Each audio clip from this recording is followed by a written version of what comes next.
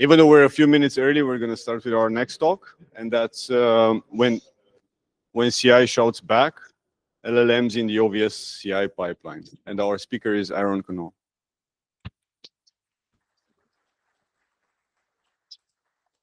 Hi, everyone. I'm Aaron. I work on the OVS CI pipeline. And so one of the things that we've recently been talking about adding, or actually experimenting with, are LLMs. It's kind of like the hot thing right now to do anything AI. It's 2025, and there's a conference, so I'm talking about AI. Yeah, sure. Okay, so what does it mean evaluating LLMs in the OVS pipeline? So we wanted to try and see if we could get some kind of patchwork, integration, something like that, so that as developers, when we submit patches to the mailing list, we maybe get some automatic feedback on our code from some robot that isn't just a static analysis, but maybe is a little bit more hallucinating and giving us some other interesting bits. So the first thing we did was try out these two sort of, I'll call them free-ish integrations, this CodeRabbit and Sorcery. I don't know if anyone is familiar with them, so I'll give just a little bit of background. They integrate with GitHub. They operate on pull requests, and they operate on pull requests against your main branch or your master branch or whatever your default branch kind of thing is.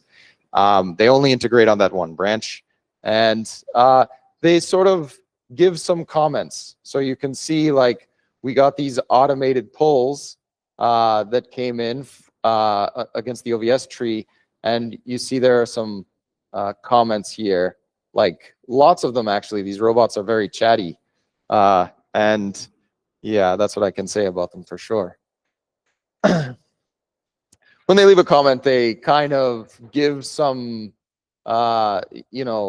I don't know, some pleasant thing like, hey, I've reviewed your changes and they look great, which this was on a patch that we had to reject actually. So just FYI. And then, this CodeRabbit's maybe a little bit nicer as far as just being straightforward. It tells like what kind of what its review settings and all that were. For some reason, we got the Pro plan. I didn't pay for that, but we got it anyway, which is nice. Yeah. And, it has all this like other MCP, Jira, linear stuff. I don't know that. Yeah, it's kind of neat, I guess. But again, the bots are a little bit strange. There are some downsides with this. First thing is when our OVS robot runs, it takes a snapshot. It builds a series branch that's a snapshot of main that may be old. And so, for instance, for this particular PR that it was evaluating, it pulled in all of these things as well. This was for a check patch change, but that was the actual patch that was posted. But of course, we got these like other patches included. And so it gave some comments on those, which is not helpful. But we also get some weird behavior I wanted to highlight with these bots as well. For instance, the bot told me, okay, using this thing instead of this can cause issues. And then this thing said, no, do the other. So they can't really agree. And actually, the original patch was because one of them said to do the opposite and the other one said, nothing. So I don't know. They're like not very useful. And when we check them with other patches as well, they kind of, I don't know, they're a little bit random. Like there's a bit of randomness. There are some other, I can't go backwards. There are some other issues as well that I sort of glossed over. This PWCI infrastructure changes were needed just to make the pull requests work. And actually, PWCI was like a bit of a quick and dirty hack that was put together like 7 years ago. So, and really isn't maintained and well. And it's written in Bash scripts, like Bash, not POSIX shell, but like a proper Bash. And actually improper Bash. And it's sort of not easy to use. not easy to extend.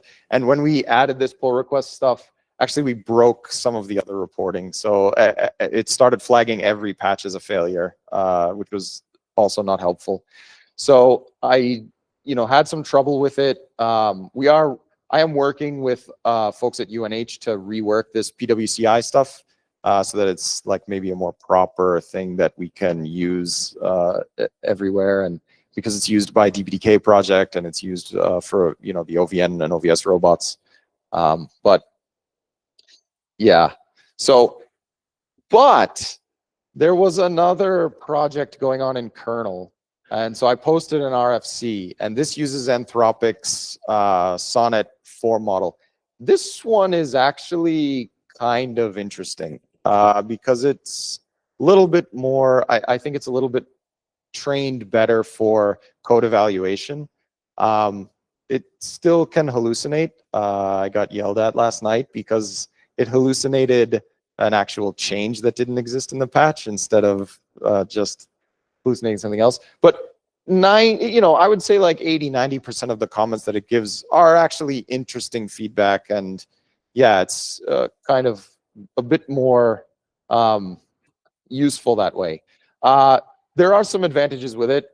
We can sort of build our own custom prompting for it.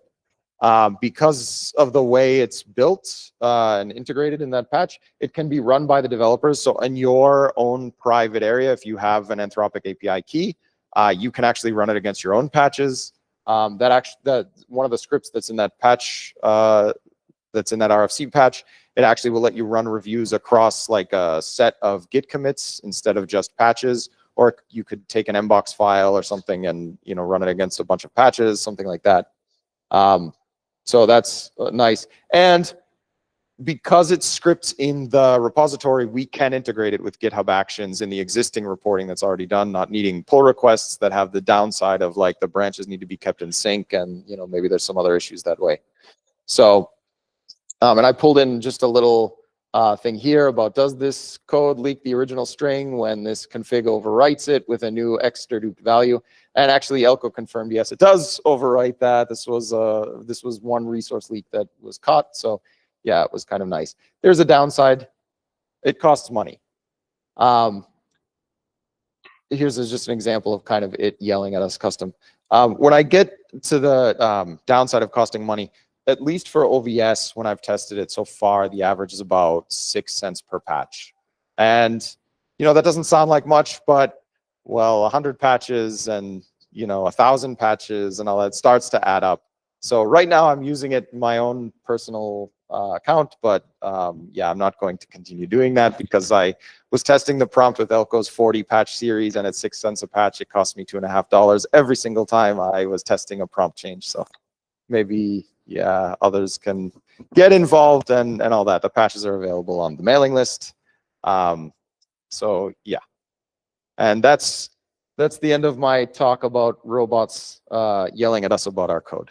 So let's thank our speaker.